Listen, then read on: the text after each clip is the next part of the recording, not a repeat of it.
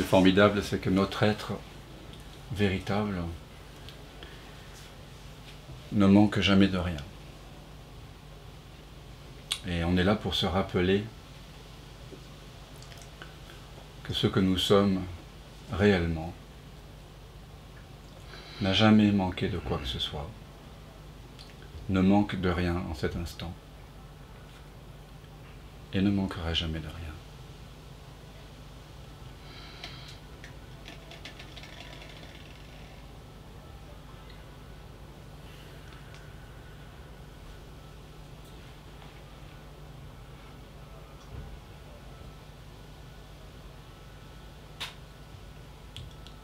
Pourquoi? Parce que ce que nous sommes est complètement vide de pensée. Ça ne pense pas. La conscience ne pense pas. Ce que nous sommes est complètement vide de sensations. La conscience n'a pas de sensations. C'est vide de couleurs. Ça ne voit rien. Ça n'entend rien. Ça n'a pas de mémoire. Et pourtant, ce que nous sommes réellement, présence, conscience,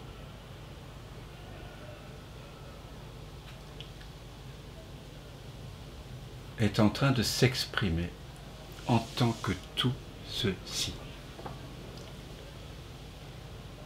En tant que les sons, en tant que les couleurs, en tant que les sensations, en tant que les odeurs, les parfums, en tant que les goûts et en tant que les pensées. Et pourtant, ce que nous sommes, être ne pense pas, être ne voit pas, être a besoin de lunettes de réalité augmentée humaine pour percevoir une montagne. Là, il y a un beau corbeau là, assis sur le toit, là. Vous le voyez là? Découpé sur les nuages gris et blancs là. Voilà. Eh bien, la conscience ne voit pas ça. Pour que l'on puisse voir un corbeau, qu'on puisse reconnaître un humain, une table, une caméra, une autoroute, des étoiles, un ADN, des odeurs, il faut que la conscience s'habille d'un costume humain. D'ailleurs,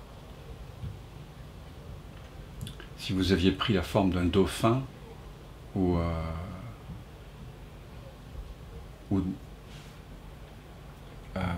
comment on dit, flower mouse. Flamant rose? Non, pas flamant rose. Un poney. Un poney, non. Chauve-souris. Chauve-souris, merci. C'est pas très germanophone, c'est pas grave. Pour percevoir une chauve-souris en allemand, il faut d'accord. Il faut être, il faut avoir le bagage allemand. Il faut avoir un cerveau qui est avec la, comment on dit, l'option allemand. Donc la conscience, elle ne peut pas percevoir directement le monde. Si on laissait la conscience percevoir le monde, elle ne verrait pas du tout ce que nous voyons. Elle verrait quoi? Hein? Elle ne verrait qu'elle-même. Et nous apparaissons avec des canaux de perception humains. Mais c'est vrai qu'une chauve-souris, par exemple, elle a le sens de l'écholocation, comme on dit. Elle perçoit les choses au travers d'un sens que nous n'avons pas. Et les dauphins aussi, je crois qu'ils bénéficient de ce sens-là que nous n'avons pas. Et on pourrait imaginer un extraterrestre, pourquoi pas, qui aurait d'autres sens que nous. Mais pour que nous puissions voir le monde qui fait sens pour nous, il faut que la conscience se costume en humain. Alors, certes, il y a plein de sortes d'humains. Il y a des Allemands, il y a des Danois, il y a des Français, il y a des langues différentes, il y a des âges différents, il y a des genres, il y a des systèmes de croyances très différents, il y a des histoires différentes. Mais la conscience elle-même, elle a certes besoin d'un filtre pour percevoir ce que perçoivent les humains, ou si elle est un chien, elle doit percevoir à travers le filtre dont dispose un chien, et un chien il aura 20 000 fois plus de sensibilité olfactive. Un aigle verra, je sais pas, 2000 fois mieux qu'un humain, c'est incroyable. Hein. Il voit une souris bouger à 3 km de hauteur, et en général il ne la loupe pas. Mais la conscience elle-même, pour se connaître, parce que c'est ça dont on parle, ce que nous sommes réellement, elle, est-ce qu'elle a besoin, est-ce qu'elle peut même se connaître au travers des sens et du mental d'un humain? Vous voyez? C'est ça la question. Nous avons longtemps pensé que nous pourrions percevoir, si nous sommes très matérialistes, la vérité au travers des sens. Si on fait confiance aux scientifiques, même aux neuroscientifiques les plus avancés, ceux qui voient dans les NDE fameuses, là, au bout du tunnel, ils pensent voir la réalité, la lumière, c'est encore des perceptions tout ça. Il y a encore besoin. Parce que la conscience, elle ne voit pas Jésus en blanc, ou Fatima, ou la Vierge Marie en blanc au bout d'un tunnel. Hein. Il faut être humain. Il faut avoir un casque de réalité humain pour voir tout ça. Donc ici, on ne parle pas d'expériences exotiques, qu'on pourrait, même merveilleuses, extraordinaires, les anges dans le ciel, des pouvoirs de guérison. On ne parle pas de ça ici. Ici, on veut reconnaître qui nous sommes vraiment, vraiment, la conscience. Ceux qui connaissent notre expérience, mais pas conceptuellement. Pour connaître qu'une chaise est une chaise, et une table est une table, il faut qu'on prenne forme humaine, il faut que la conscience prenne forme humaine. Mais la connaissance,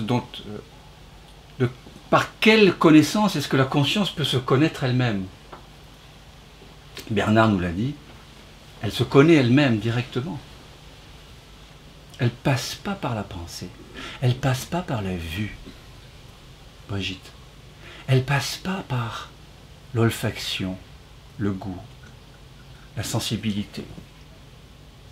Mais elle passe par quoi alors? Elle passe par rien. Elle passe par elle-même. La conscience se connaît déjà elle-même.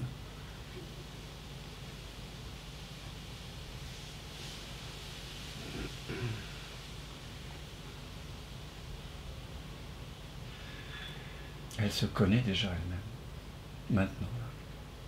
C'est pour ça que vous avez entendu 100 fois, 1000 fois cette phrase « Je suis ce que je cherche ».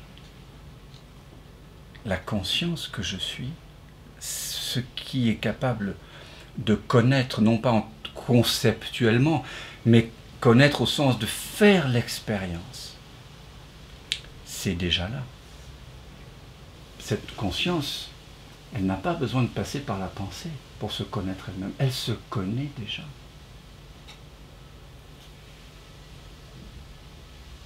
C'est pour ça qu'on parle ici de la voie directe. On ne va pas passer par un gourou extérieur, on ne va pas passer par des pratiques pour devenir autre chose que nous sommes déjà. Nous n'allons pas essayer de développer la personne, de guérir le corps. La seule chose qu'on va essayer de guérir ici, c'est de l'illusion de séparation. De cette illusion qui fait que nous les humains, on s'est pris pour ce qu'on n'est pas. Parce que la conscience, qui est en chacun de nous, s'est identifiée à une personne, à un corps, avec des facultés, à des pensées, à de la mémoire, à un nom, un prénom, à une adresse, à une nationalité, à un genre.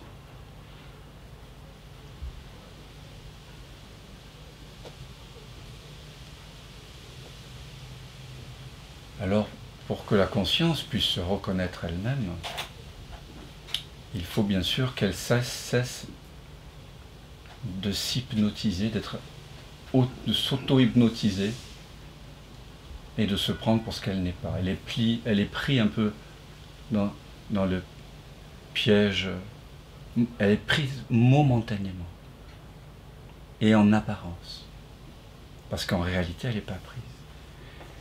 C'est simplement une illusion d'optique, c'est simplement une erreur d'attention ici sur laquelle nous mettons l'accent.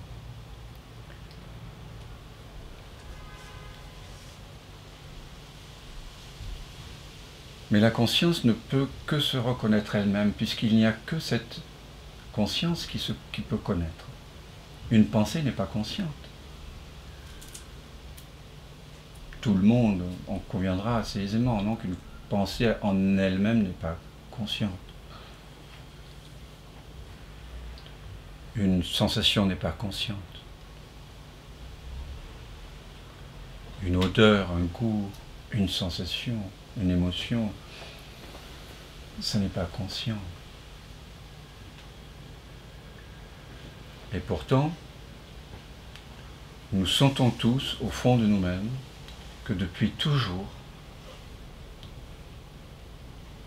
ce qui en moi connaît l'expérience, pas au sens conceptuel, hein, pas au sens différencier un pull d'une chemise, les lunettes d'une montre. Non, il y a quelque chose en nous qui connaît, au sens de faire l'expérience, d'être conscient. Nous savons que nous sommes cette conscience et que cette conscience est la même depuis toujours. Aujourd'hui, j'ai conscience des amis qui sont là, sur Zoom et dans cette pièce. Vous avez conscience des couleurs, des odeurs, des goûts, des sons qui sont là. Mais quand vous aviez 20 ans, le jour de vos 20 ans, quand l'heure a sonné, vous étiez conscient d'autres sensations. Quand vous aviez soufflé les 10 bougies de votre 10e anniversaire, vous étiez conscient d'un autre environnement, d'autres odeurs, d'autres goûts, d'autres sensations. Mais le fait d'être conscient, je pense qu'on peut tous en convenir, du moins le pressentir. Cette conscience par laquelle étaient connus ces divers univers, ces différentes temporalités, c'est la même.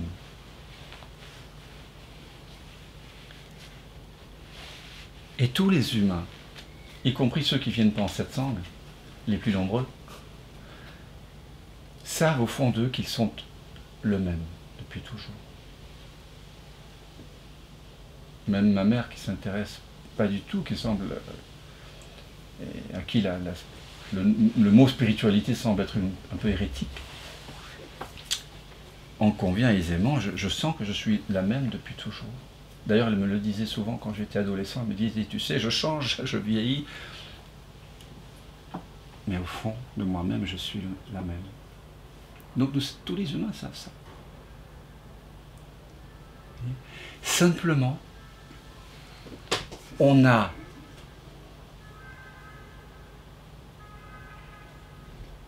ce sentiment qu'on est le même, mais on a surajouté sur ce sentiment d'être le même qui est juste, quelque chose qui est faux. À savoir que ce qui est le même, c'est le corps. Alors que pourtant, je ne sais pas vous, mais moi je le vois changer. Alors peut-être pas de jour en jour, mais le visage en tout cas il change. Et mes facultés physiques, et mes émotions, et mes sensations changent. Et mon corps change aussi, la science nous le dit. Si on regarde au microscope, ça vit, ça meurt à chaque seconde. À chaque seconde, des millions de cellules se meurent. Donc on ne peut pas inférer du corps, ni des pensées qui ont changé, ni des perceptions, le fait que je me sente être le même depuis toujours. le fait d'être le même ne peut venir que de cela qui est conscient. Et c'est ça que nous nous proposons ici de redécouvrir. C'est ce qui en nous ne change pas.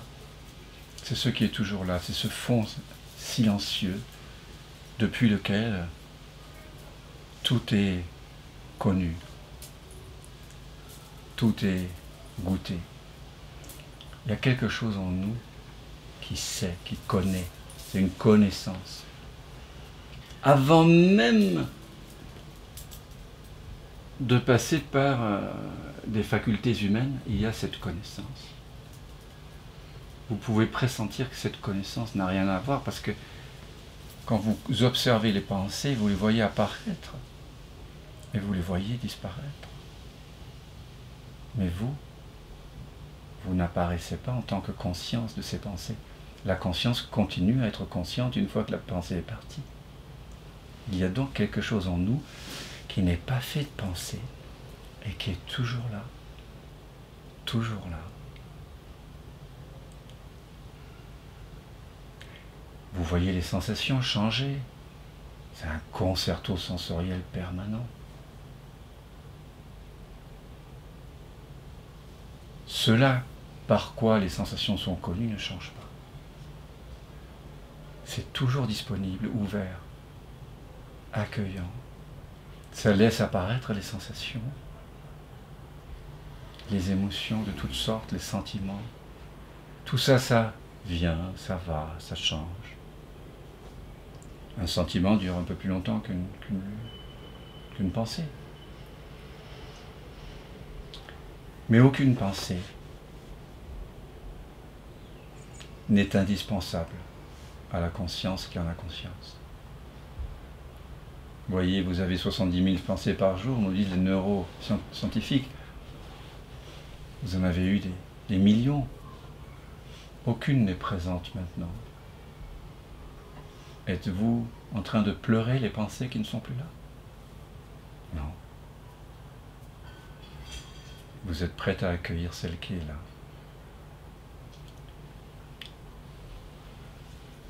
Regardez tous ces sentiments que vous avez eus durant toute votre vie. Des sentiments lumineux de joie, d'accueil, d'amitié, d'amour, des rêves. Et puis des sentiments plus gris, culpabilité, la honte, la colère, la jalousie. Mais qu'importe. Tous ces sentiments, toutes ces émotions sont venus et s'en sont allés. Mais vous qui êtes présent maintenant, ici maintenant, et qui êtes conscient de ces mots, de ces sensations, de ces couleurs, de ces amis qui sont là avec nous, vous qui êtes conscient, est-ce que cette conscience que vous êtes a changé?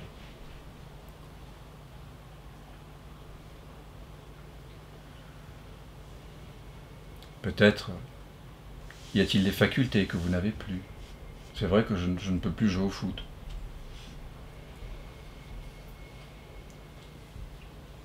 Il y a des gens qui ne peuvent plus manger certains aliments. Ça m'arrive aussi.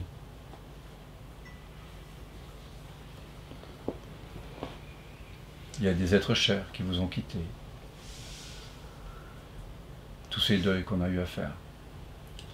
Peut-être certains d'entre vous, vous avez connu la violence psychologique, physique, l'abus sexuel, sentiment d'injustice, sentiment d'abandon, de trahison.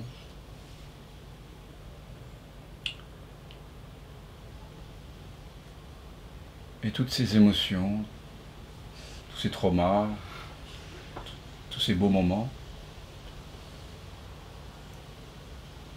ils ont passé. Mais toi qui écoutes, qui entends ces mots,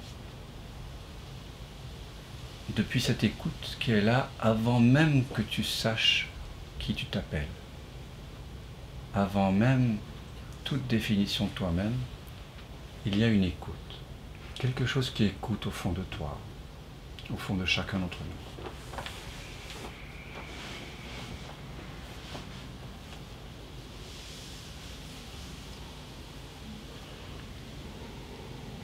Etty Hillesum, cette femme, on pourrait dire cette mystique contemporaine hollandaise qui dans à la fin des années 30 a redécouvert de façon un peu sauvage sa vraie nature, c'est-à-dire sans une tradition particulière, qui a été pris par les nazis et qui est morte en camp de concentration, qui avait un courage, enfin surtout une lucidité à l'égal de Ananda Ma. Elle disait qu'à l'intérieur d'elle, il y avait quelque chose qui écoutait, de l'intérieur. Elle appelait ça Hineinhörchen. Du verstehst, was ich sagt. Hineinhörchen. Hineinhorchen, ja. Horchen, hineinhorchen. Danke. Écouter du dedans. Quelque chose qui au-dedans écoute. Et elle dit, j'aurais tant aimé que dans ma langue hollandaise, on ait ce même mot, parce que je trouve tellement beau en allemand. Quelque chose qui écoute depuis l'intérieur.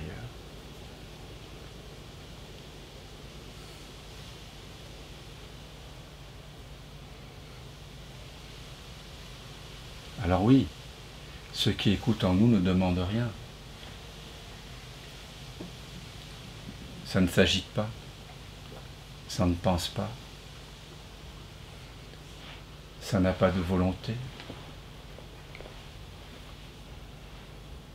Ça s'accorde parfaitement avec tout ce qui a lieu, à la virgule près depuis toujours. Donc ça se fait pas remarquer forcément. C'est transparent. C'est amour, c'est accueil. C'est un oui éternel.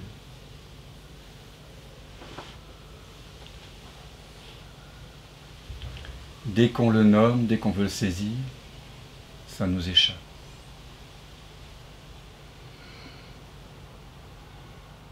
Nous avons l'habitude d'attraper les choses devant nous, avec les mains pour saisir ou avec la pensée qui avance toujours, d'un point A à un point B. La pensée, c'est le temps. Sans la pensée, que reste-t-il ?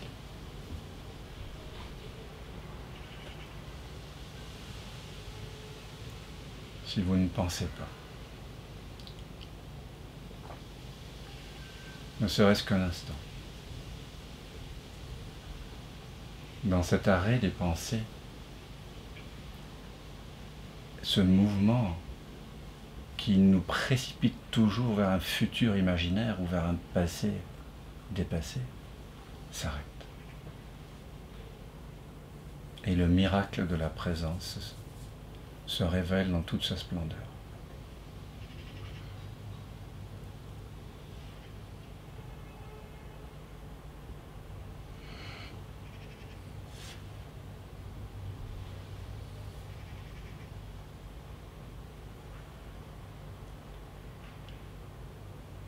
Parce que ce que nous sommes, c'est derrière la pensée, c'est avant la pensée, c'est avant les perceptions. Alors évidemment, la pensée, qui ne peut attraper que des choses qui ont des caractéristiques objectives, qui créent le temps, qui créent l'attente, qui créent la frustration, le manque, la pensée ne peut pas saisir ceux qui écoutent la pensée depuis notre intériorité la plus intime.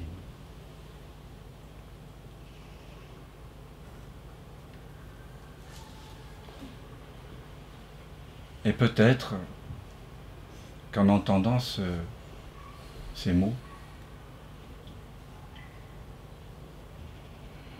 momentanément la pensée s'arrête en vous et laisse se révéler ce qui était déjà là. hineinhorchen. C'est mieux prononcé, Brigitte? Comment tu dis? Hineinhorchen. Hineinhorchen. H-O-R-C-H-E-N. Hineinhorchen. Quelque chose qui écoute en nous.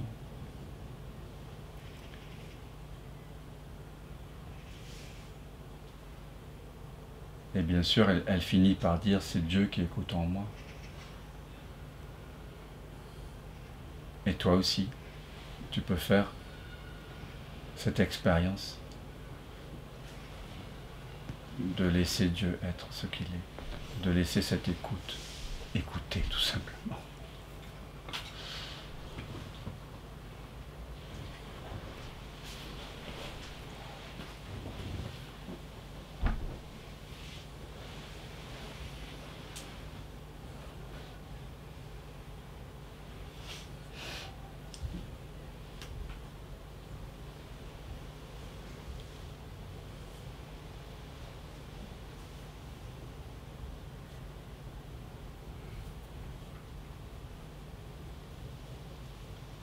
Ceux qui écoutent en nous,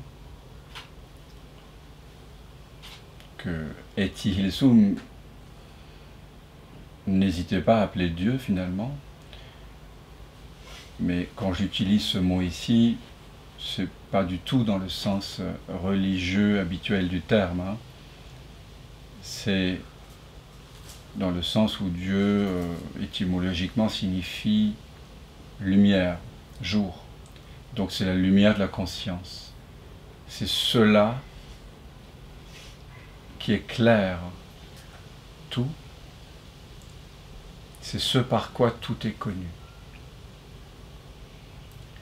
Et c'est cela qui se connaît soi-même, qui se connaît lui-même.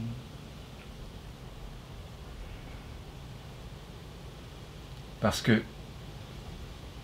Dieu ou la conscience, l'être, se connaît déjà lui-même.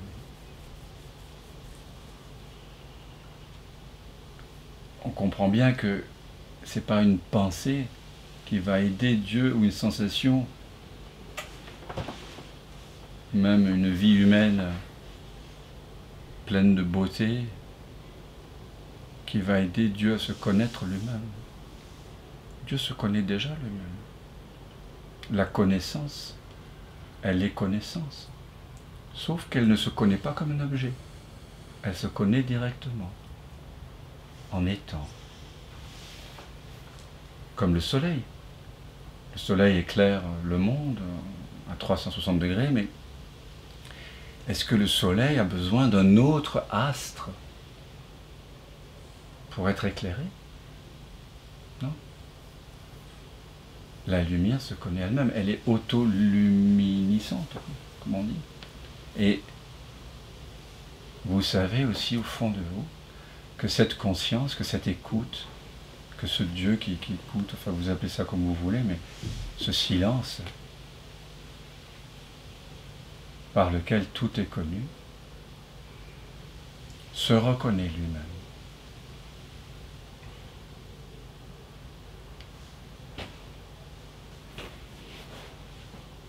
Et on a longtemps cru, et on le croit encore, la plupart des êtres dans ce monde-ci le croient, que c'est l'humain qui est conscient.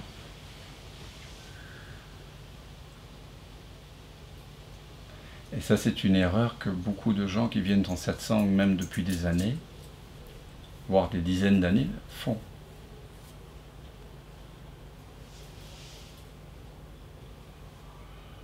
Donc ça, vous devez vraiment le réaliser. L'humain n'est pas conscient.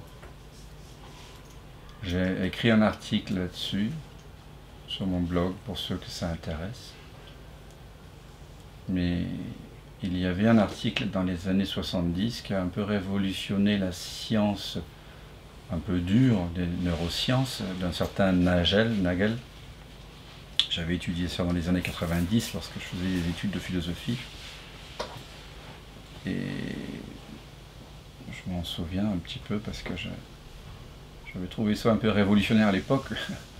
Je n'avais pas encore réalisé ce que était la conscience. Et donc, il a écrit un article qui s'appelle How is it to be a bat?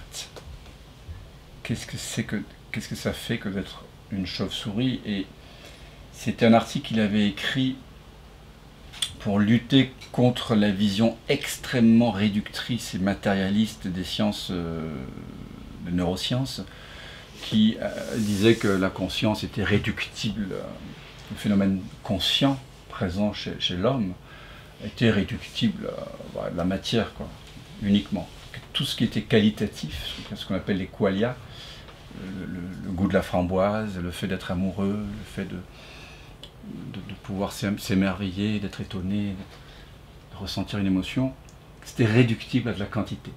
Donc, il avait essayé d'écrire un article qui, pour les plus matérialistes des scientifiques, était un pas en avant. D'accord ? Et donc, il essaie de montrer que, dans cet article, que l'humain ne pourra jamais sentir ce que ça fait que d'être une chauve-souris parce qu'il ne possède pas le sens de l'écolocation. Jusque-là, vous suivez. On peut imaginer, bien sûr, on peut imaginer ce que ça fait que d'être un extraterrestre qui a des sens qui ne sont pas les nôtres, mais vous en conviendrez, ce sera de l'imaginaire. Et donc, un humain seul peut, selon lui, sentir qu'il est un humain. Et donc, par conséquent, sentir ce que ça fait que d'être conscient, d'être conscient. Sauf qu'il passe à côté de l'essentiel, tout en voulant bien faire et en faisant un certain pas en avant pour les réductionnistes les plus virulents dans la science, et il y en a, croyez-moi.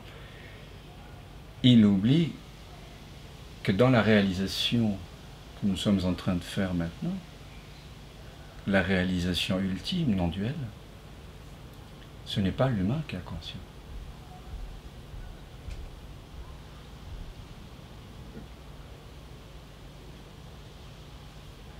Le costume, le masque humain nous permet de voir des arbres, des montagnes, des guitares, jouer de la musique, faire des symphonies, de nous comporter comme un humain dans un monde.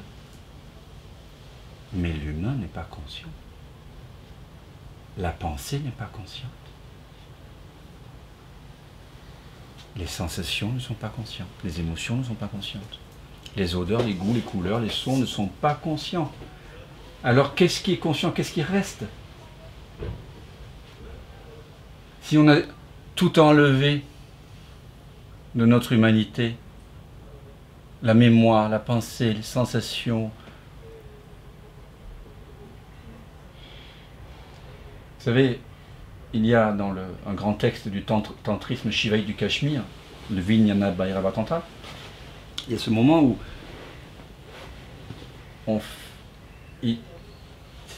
c'est 130 petites stances qui nous invitent à redécouvrir le soi. Et il y en a une où on fait une expérience, on ferme les oreilles, on ferme les yeux. Donc du coup, on n'entend plus de son, on ne voit plus. On ferme le nez, on ferme la bouche, on ferme la peau. Et les pensées, symboliquement. Si on fait cette expérience tous ensemble maintenant,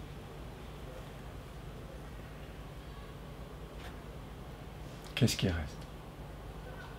Pas de pensée, pas de mémoire, pas de nom, pas d'histoire, pas d'humanité, pas de terre, pas d'univers, pas de couleur, pas de son, pas d'odeur, pas de goût.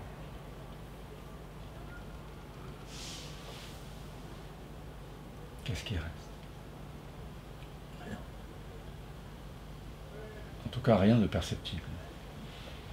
Rien qui ait des caractéristiques objectives. Mais ce rien n'est pas rien. Ce rien, c'est tout. Conscience pure. La conscience pure. Être. Et vous avez tous, je crois, au fond de vous, ce pressentiment.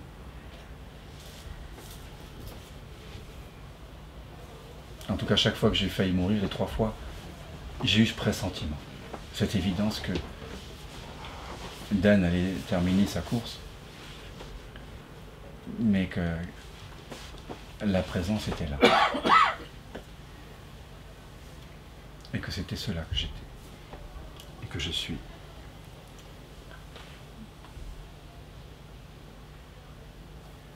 Donc c'est l'être qui s'éveille.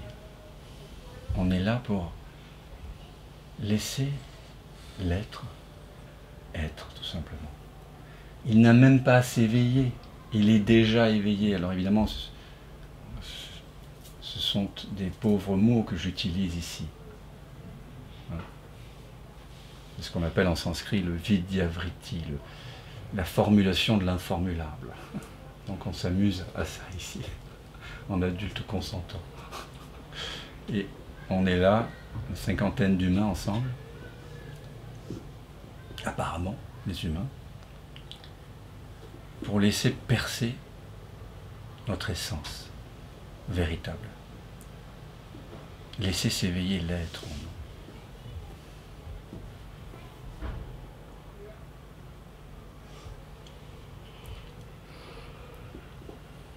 Et on a tous cherché un sens dans cette vie, un sens horizontal, accomplir des choses, réussir des choses, faire des choses, apporter un peu de joie, de bonheur pour les gens qu'on aime. On a tous cherché un sens dans le temps. Hein, je crois. Enfin, moi le premier en tout cas. Réussir. Alors pour chacun, réussir selon notre culture, notre éducation. Nos goûts et nos couleurs, ça veut dire des choses différentes.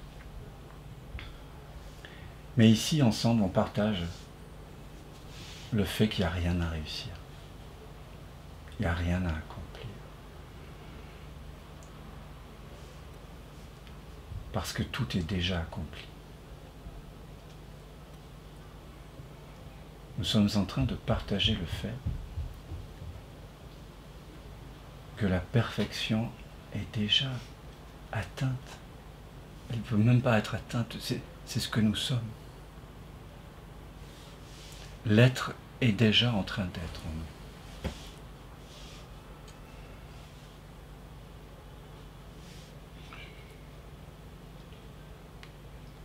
Et quand ces mots percutent suffisamment pour qu'en chacun de vous la pensée laisse la place à cet être dans sa plénitude,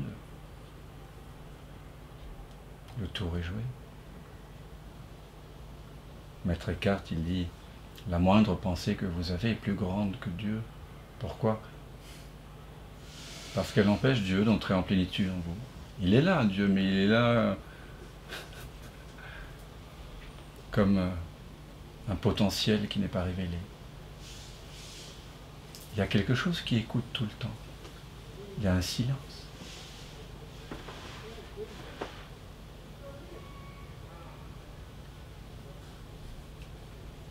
Il dit aussi, quand la pensée sort, Dieu rentre.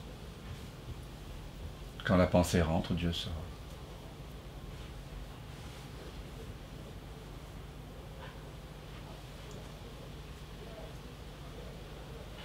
Dieu, c'est conscience de la conscience.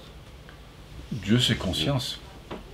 Et cette conscience est consciente d'elle-même, mais pas par l'intermédiaire d'un objet. C'est sa nature. Comme la nature du soleil s'est déclarée.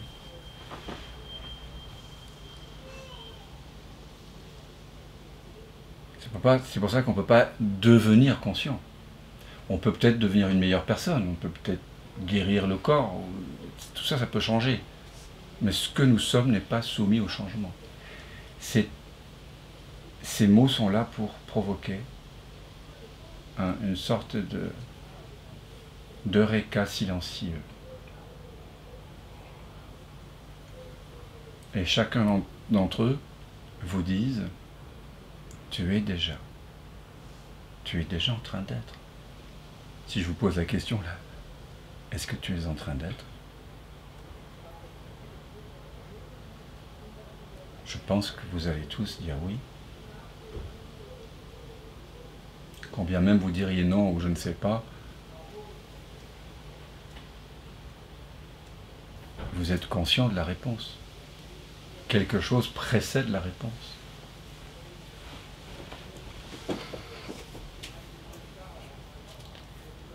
Et quand le silence se rejoint lui-même, vous découvrez que tout ce que vous cherchiez, qu'est-ce qu'on cherche? On cherche la paix, on cherche la joie, on cherche l'amour, la liberté. J'aime bien dire la douceur aussi, inclure ça, mais au fond, tout ça, c'est ce qu'on appelle le bonheur. Et si on nous avait posé la question, c'est quoi pour toi le bonheur?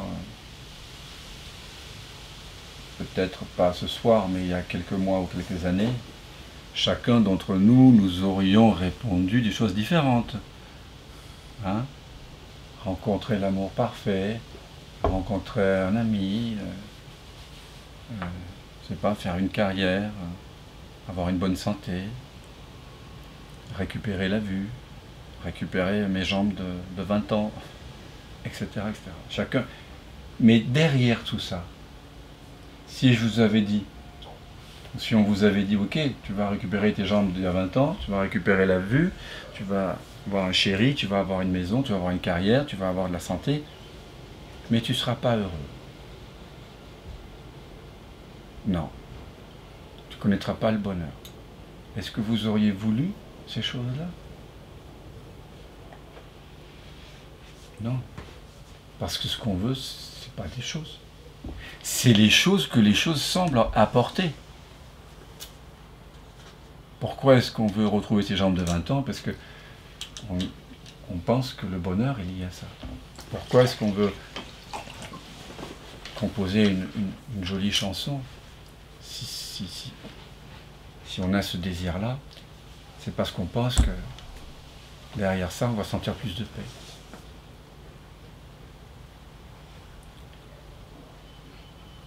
Non, ce que nous voulons, c'est le bonheur. Et un bonheur qui soit permanent. Mais ça tombe bien, en fait, hein, parce qu'il y a quand même des bonnes nouvelles ce soir. c'est que ta vraie nature, être, cet être qui est à la fois conscient de tout et conscient de lui-même, lorsque cet être se désidentifie de ce qu'il n'est pas, un corps, une histoire, des pensées, des mémoires, des sensations, quand cet être se retrouve dans sa plénitude d'être, vous éprouvez directement la paix sans passer par le monde, sans passer par la guérison des yeux ou la retrouvaille avec ses jambes de 20 ans. C'est direct. Donc un satsang, finalement, dans le satsang, on apprend, on retrouve à reconnaître le bonheur. Voilà, c'est tout. C'est aussi simple que ça. Parce que c'est ça qu'on cherche. Bien sûr, la vérité aussi. Mais c'est la même chose. C'est deux aspects différents. On dit qu'on veut rencontrer Dieu, mais si le bonheur ne vient pas avec ça, on ne voudrait même pas Dieu. Donc ce qu'on appelle le bonheur ici, c'est le royaume, c'est Dieu, c'est le paradis. Mais il est là. C'est être en fait. Et qu'est-ce qu'on appelle être? Le mot commun qu'on a tous, qu'on dit 1000 fois par jour. Être, c'est quoi? Eh ouais. C'est je.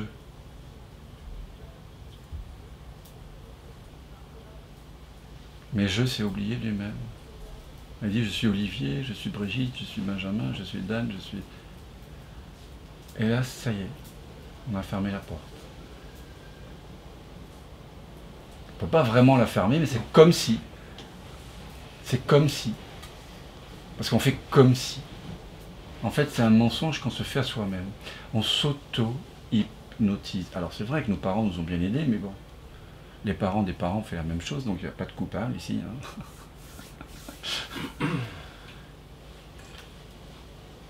Et donc ici, voilà. Ce qu'on partage ici, c'est le fait qu'on n'est pas obligé de s'infliger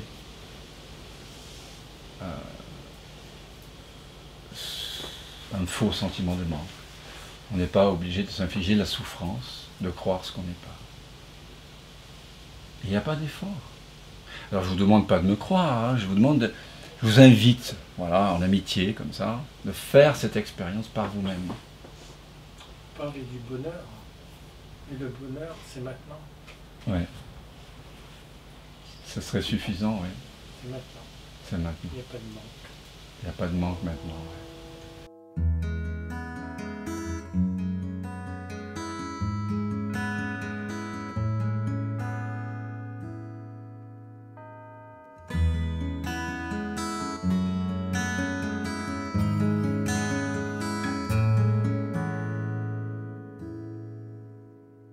Présence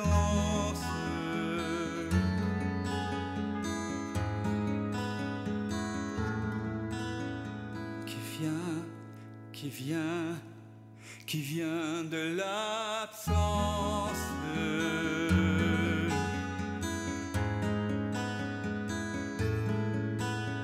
qui se rêve présence et donne naissance à ce grand rêve qu'est l'univers et que l'on nomme la vie. Mais la vie, c'est quoi? C'est quoi? La vie n'est que danse, évidence de l'unique présence, et tout prend naissance en toi qui jamais ne commence.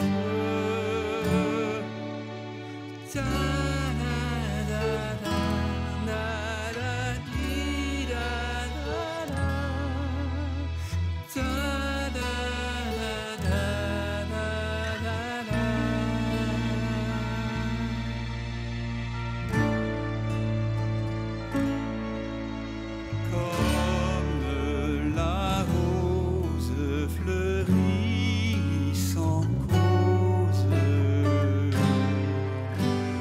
tout se déploie au cœur du virtuose. Je suis, tu es, et ici tous osmose.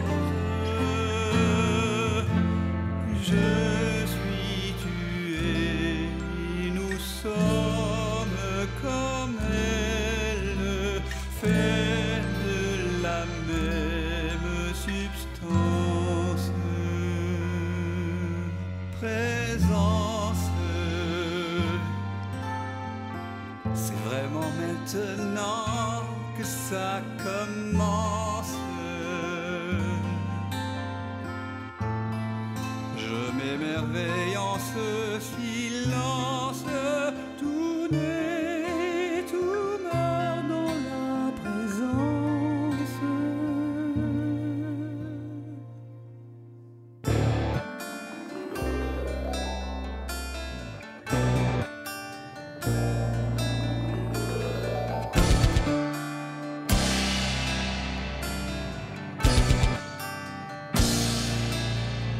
Présence,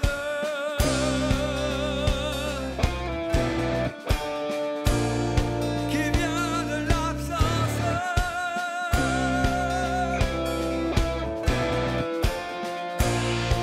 ici commence la danse.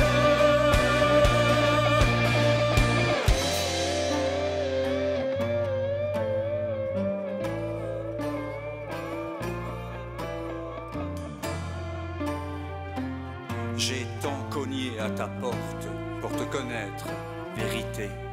J'ai frôlé la folie, j'ai cogné jusqu'au sang. Un jour, la porte s'est ouverte et j'ai su que j'avais frappé de l'intérieur. C'est le mystère infini de l'un jouant à être deux pour danser avec lui-même. Tout ce chemin, ces plaisirs